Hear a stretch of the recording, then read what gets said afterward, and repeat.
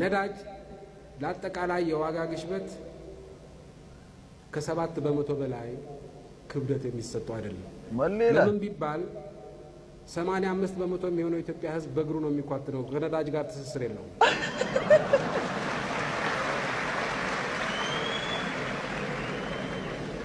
ነዳጅ በትልቁ የሚጎዳን ከተማ ውስጥ ያለነው ሰዎችን እንጂ አብዛኛው ሰው ጭነትም ሲያመላልስ በአህያ በበቅሎ ነው።